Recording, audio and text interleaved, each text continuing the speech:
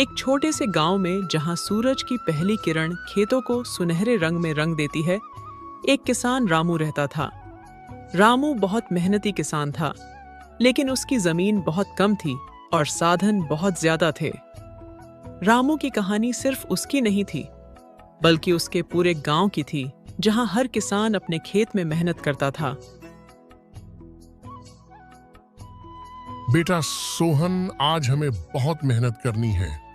आज की मेहनत पर ही हमारी सारी फसल टिकी हुई है। जी बापू, मैं पूरी मेहनत करूंगा। आप बिल्कुल भी चिंता मत कीजिए।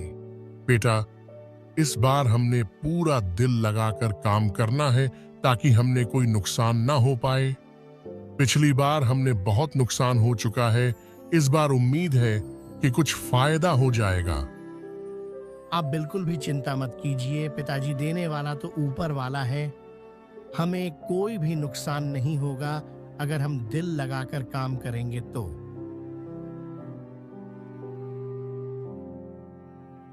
रामू और उसका बेटा सोहन खेत की ओर चल पड़ते हैं। रामू की पत्नी सीता और बेटी मुन्नी घर पर रुकते हैं, लेकिन उनका मन भी खेतों में ही लगा रहता है। माँ, इस बार तो पिताजी की फसल अच्छी हो जाएगी ना, ताकि मैं स्कूल जा पाऊं। मेरे साथ की सभी लड़कियां स्कूल में जाती हैं।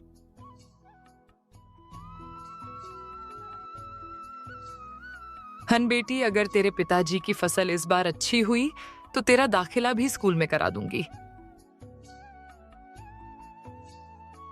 शुद्ध परिवार का सपना था कि इस बार उनकी फसल अच्छी हो जाए, ताकि गरीबी से कुछ राहत मिले। गांव का चौपाल, जहां कुछ और लोग बैठे होते हैं और बातें कर रहे होते हैं।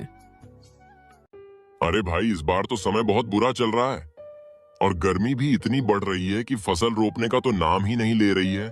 सारी फसल खराब हो जाती है।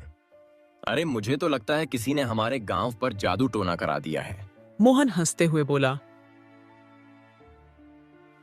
अरे क्या बात कर रहे हो भाई, इससे भी कुछ होता है क्या? वैसे भी आजकल कोई किसी को खुश नहीं देखना चाहता है, तो किसी ने दुश्मनी में करा दिया होगा जादू टोना। उसकी वजह से हमारी जमीन बंजर होती जा रही है और नहीं किसी की फसल निकल रही है।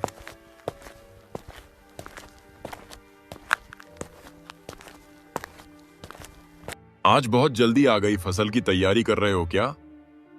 हाँ काका, इस बार की फसल से बहुत उम्मीदें हैं। अगर फसल अच्छी हो गई तो कुछ कर्ज चुका पाऊंगा। अरे रामू, इस बार तुम्हारी ही उम्मीद नहीं, पूरे गांव की उम्मीद लगी हुई है। सब बहुत परेशान हैं कि उनकी भी फसल अच्छी नहीं हो रही। अगर इस बार फसल कुछ अच्छी हो गई तो वह अपना गुजारा कर पाएंगे। काका, तुम्हें क्या मालूम है, मेरी बच्ची की पढ़ाई पिछले 1 साल से रुकी हुई है। अगर कुछ पैसे आ जाए तो उसका भी दावा करवा दूंगा। हाँ भाई, मेहनत तो करनी ही पड़ेगी। किस्मत से भी ज्यादा भरोसा अब अपनी मेहनत पर है। सही कह रहे हो भाई, अब तो अपनी मेहनत पर ही भरोसा करना पड़ेगा। अगर ऐसा ही चलता रहा तो हमारा गांव तो पूरा बर्बाद हो जाएगा। ऐसा मत बोलो, ऊपर वाले पर भरोसा रखो। उसके घर देर है पर अंधेर नहीं। वाह, कभी ना कभी तो हमारी भी सुनेगा। देखो, मेहनत का फल तो जरूर मिलेगा, पर साथ में ऊपर वाले का आशीर्वाद भी चाहिए। चौपाल पर बैठक सभी अपने अपने खेतों की बातें करते हैं। वह सब जानते थे कि खेती आसान नहीं है, लेकिन वो सब हार मानने वालों में से नहीं थे। सबको अपने परिवार की जिम्मेदारी का एहसास था, इसलिए वे अपनी मेहनत में कोई कमी नहीं रखते थे।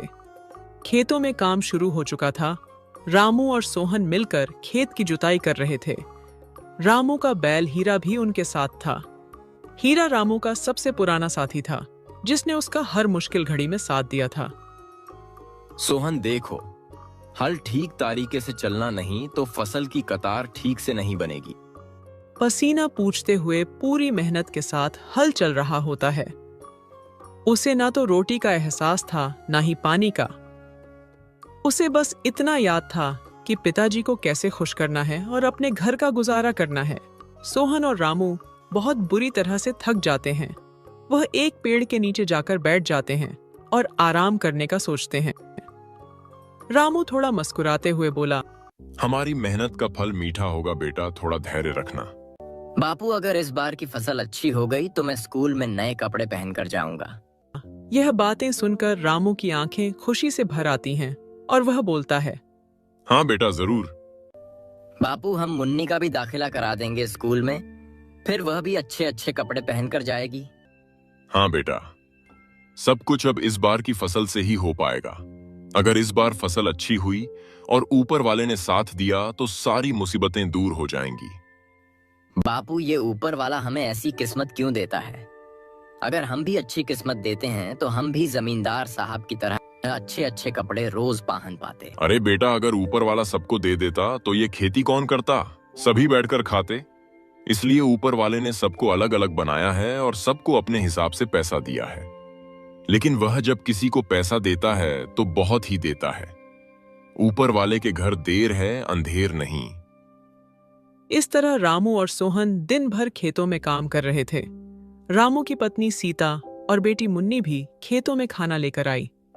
सभी मिलकर खाना खाते हैं और फिर से काम पर लग जाते हैं। मेहनत की कोई कमी नहीं थी, बस उम्मीद थी कि इस बार मेहनत का फल अच्छा हो। गांव में इस बार एक उत्सव होने वाला था, जहां लोग मिलकर एक साथ वक्त बिताते थे। त्योहारों का भी अपना एक महत्व होता है, जो किसानों को उनके जीवन में थोड़ी राहत और खुशी देते हैं। रामू के बच्चे भी इस उत्सव को लेकर बहुत उत्साहित थे। मुन्नी, इस बार हम मेले में झूला जरूर झूलेंगे। हाँ भाई, मुझे मिठाई भी बहुत अच्छी लगती है और हम मिठाई भी खाएंगे। मुन्नी, इस बार हम बहुत ही ज्यादा मजा करेंगे। हम अच्छे अच्छे झूलों पर झूलेंगे और तुम्हारे लिए अच्छी अच्छी मिठाइयां भी खरीदेंगे। उत्सव का दिन आ गया था, लेकिन अचानक से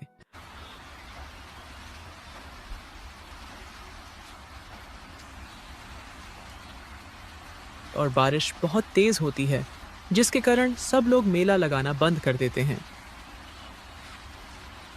और वह अपने घर ही रहते हैं, जिसकी मुन्नी बहुत ही दुखी हो जाती है। भैया, आप तो कह रहे हैं कि मिठाई खाएंगे और यहाँ करेंगे, लेकिन बारिश ने तो सारा मजाक खराब कर दिया। अरे मुन्नी, तू चिंता मत कर। अगर इस बार फसल अच्छी हो जाए तो हम शहर चलेंगे मेला देखने।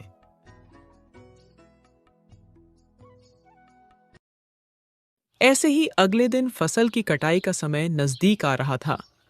रामू और अन्य किसान अपनी फसल की देखभाल में लगे थे। इस दौरान रामू को अपने खेत में कुछ कीड़े दिखने लगे, जो कि उसकी फसल को नुकसान पहुंचा सकता था। यह देखकर रामू बहुत परेशान हो गया।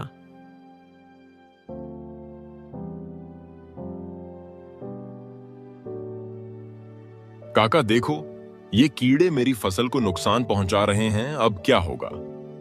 रामू, यह कीड़े हमारी फसल को बहुत नुकसान पहुंचा सकते हैं, लेकिन हम इसे मिलकर संभालेंगे। हमें जल्दी से कुछ उपाय करना होगा। लेकिन काका, अगर हमने इन कीड़े का जल्दी ही कुछ नहीं किया तो ये हमारी पूरी फसल खराब कर देंगे और हमारी सारी मेहनत बेकार जाएगी। रामू बेटा, बरसात की वजह से निकल कर आते हैं और फसल पर चढ़ जाते हैं। हमें इनका उपाय जल्दी से सोचना होगा, नहीं तो ये तुम्हारी ही नहीं, हमारे पूरे गांव की फसल भी खराब कर देंगे। फिर किसी के पास खाने पीने को भी नहीं होगा। मैं भी मदद करूंगा। चलो जल्दी से दवाई लेकर आते हैं जो इन कीड़े को मार सके। लेकिन ऐसी दवा मिलेगी कहाँ? मैंने तो आज तक ऐसी दवा के बारे में नहीं सुना। हमें यह बात पूरी गांव वालों को बतानी होगी ताकि वह भी अपनी फसल को बचा सके। रामू, किशन और भोला काका ने फसल को बचाने के लिए मेहनत की। उन लोगों ने गांव के अन्य किसानों से भी मदद ली। सभी किसान मेरी बात ध्यान से सुने। अगर आपको अपनी फसल बचाना है तो हमें एक होना पड़ेगा। हमारी फसल को कीड़े खाने लगे हैं। अगर ऐसा ही चलता रहा तो कीड़े सभी की फसल को खा जाएंगे। और ये बात सभी मान जाते हैं। सभी ने मिलकर फसल को बचाया। हाँ, एक बड़ा संघर्ष था, लेकिन सबकी मेहनत रंग लाई।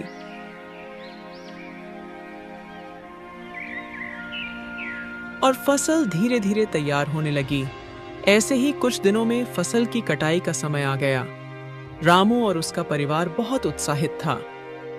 इस बार उनकी फसल अच्छी दिख रही थी, लेकिन फसल को काटने के बाद ही उनका असली परिणाम मिलता है।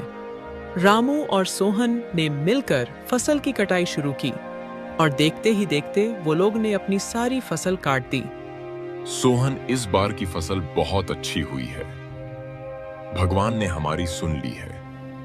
हाँ बाबू, इस बार हम बहुत अच्छा पैसा कमाएंगे। इस बार हमने बहुत सी समस्या देखी, लेकिन हमने सारे मामले का इलाज कर लिया और हमारी मेहनत रंग लाई। हाँ बाबूजी, आपने ये बात तो सही कही। इस बार हम बहुत परेशान थे। अब मैं भी बहुत खुश हूँ क्योंकि हमारी फसल बहुत अच्छी लग रही है। यह काफी अच्छे पैसे में बिक जाएगी। उसके बाद मैं स्कूल अच्छे कपड़े पहनकर जा पाऊँ। हाँ बेटा, इस फसल में तेरा भी बहुत बड़ा हाथ है। तूने भी दिन रात खेतों में बहुत कड़ी मेहनत की है। अब मैं तुझे शहर से अच्छे अच्छे कपड़े ला कर दूंगा। हाँ बाबूजी, और इस बार जो हमारे गांव में मेला लगाने वाला था, वहां भी बारिश के कारण नहीं लग पाया। तो हम इस बार अपने गांव में फिर से मेला लगाएंगे। मुन्नी भी बहुत दुखी हुई थी ये बात सुनकर। अगर वह सुनेगी कि फिर से मेला लगने वाला है तो वह बहुत खुश हो जाएगी।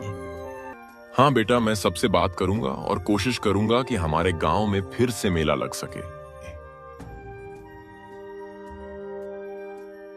रामू और सोहन दोनों ही घर आ जाते हैं। अजी, मैं क्या सुन रही हूँ कि फसल बहुत अच्छी हुई है। इस बार काफी अच्छा मुनाफा हो जाएगा। हाँ सीता, ऊपर वाले ने हमारी सुन ली है और पूरे गांव की फसल बहुत अच्छी हुई है, जिसे हम अपनी फसल अच्छा दाम पर बेच सकते हैं। अजी, ऊपर वाला सुनेगा। क्यों नहीं, हमने इतनी मेहनत की थी। इस बार हम अपनी सारी फसल बेचकर अपना सारा ब्याज चुका देंगे और मुन्नी का अच्छे स्कूल में दाखिला भी करा देंगे। हंस सीता, मैं और सोहन यही सोच रहे थे कि मुन्नी का दाखिला करवाना है और तुम्हारे लिए भी अच्छी साड़ी लेनी है। तुमने भी अपना पूरा जीवन 1-2 सदी में ही बता दिया है और मुझसे कभी कुछ नहीं मांगा। मैं आपसे क्या मांगती हूँ, तो आप ही सब कुछ है। मैं तो बस इतना चाहती हूँ कि मुन्नी अच्छे स्कूल में पढ़ने लग जाए और सोहन और आप दोनों खुश रहें। इसी में ही मेरी खुशी है, मुझे और कुछ नहीं चाहिए। ऐसे ही अगले दिन फसल की कटाई पूरी हुई और रामू ने उसे बाजार में बेचने का फैसला किया। गांव के और किसान भी अपनी फसलें बेचने के लिए तैयार थे। इस बार सभी किसानों के चेहरे पर खुशी थी क्योंकि फसल अच्छी हुई थी। रामू और दूसरे किसान अपना अपना फसल लेकर बाजार पहुंच गए, लेकिन बाजार में चीजें इतनी आसान नहीं थीं। वहां के व्यापारी हमेशा की तरह फसल को कम दाम में खरीदने की कोशिश कर रहे थे। रामू के लिए यह एक बड़ा संघर्ष था क्योंकि उसने अपनी फसल के लिए बहुत मेहनत की थी। हाँ भाई, अपनी फसल बेच रहे हो क्या तुम? हाँ भाई, ये फसल बेचने के लिए ही लाया हूँ। जो मुझे अच्छा दाम देगा उसे ही बेच दूंगा। मैंने इस फसल के लिए बहुत ही मेहनत की है। अच्छा तो बताओ कितने लोगे तुम इस फसल के? आप कितने पैसे दोगे सेठ जी? अरे भाई, माल तुम्हारा है, तुम बताओ कितने में दोगे? अरे नहीं भाई, तुम कुछ ज्यादा ही मांग रहे हो। वहां पर 1000 की मिल रही है। अरे भाई, जिसका ऊपर जितना आएगा वह उतने में ही बेचेगा। मेरे ऊपर बहुत जिम्मेदारी है, मुझे 2000 में ही बेचनी है। रामू की सारी फसल बिक जाती है और वह बहुत ही खुश होता है क्योंकि उसकी मेहनत रंग लाई थी। कहानी अच्छी लगी हो तो वीडियो को लाइक करके हमारे चैनल को सब्सक्राइब जरूर करें।